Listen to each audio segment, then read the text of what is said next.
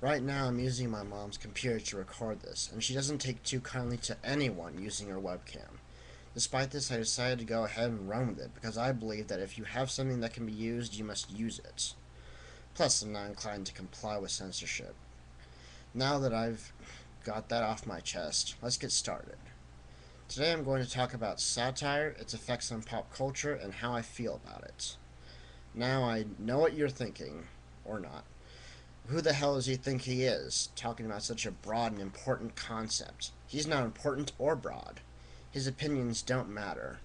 After all, I've never seen him before. Is he trying to become popular like Shane Dawson or Fred? First off, I don't care about popularity. It's not something I lose sleep over trying to obtain. I don't have wet dreams about going to parties and being the highlight of the social scene. In fact, my feelings about popularity are quite the opposite. I often want to be alone, at least for a good month. Why a month? That's when I realize the error of my ways and desperately try to talk to someone, or at least whoever's watching this. What do you expect? I'm only human. Humans are very social critters. Now that I think about it, maybe that's the reason I decided to make videos.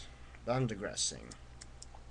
Secondly, I know that I'm just one insignificant piece of shit here on the sewer system that we call the internet.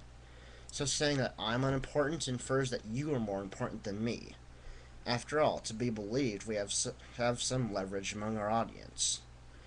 However, do you have any leverage in the comments section of this video? No. After all, who is someone more likely to believe? A faceless nobody who only identifies himself with a username?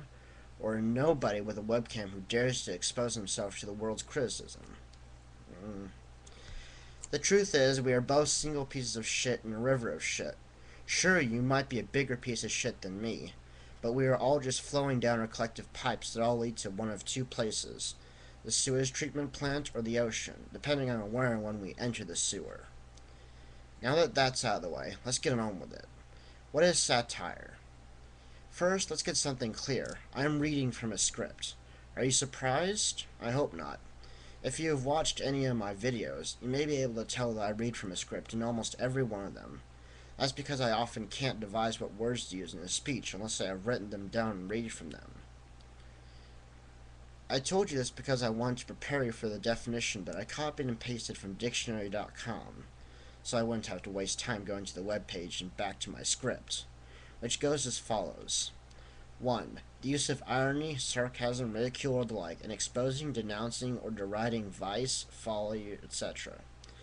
2. A literary composition, in verse or prose, in which human folly and vice are held up to scorn, derision, or ridicule. 3. A literary genre comprising such compositions. Now, number 3 can be expanded to include any other medium, such as a movie or a TV show. South Park is an example of one such show. I admit I am not really a fan of South Park. Sure, I chuckle a bit while I watch it, haha. But I watch it because I stumbled upon it when suspense and drama were more important than comedy, namely in the episodes 200 and 201. Both episodes were removed from the South Park site out of fear that the Muslim world would retaliate due to the show's use of the Prophet Muhammad. For now, I won't get into my rage about that, so let's move on. Next on the agenda, how do I feel about satire? Well, I have already hinted to my feelings about satire, so this part is for those who didn't take the hint. In my opinion, effective satire must either be funny or enlightening.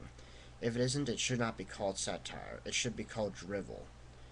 Well, that's it this time. I'm sorry I couldn't be more descriptive, but I have a tiny mind. See you next time. Or not.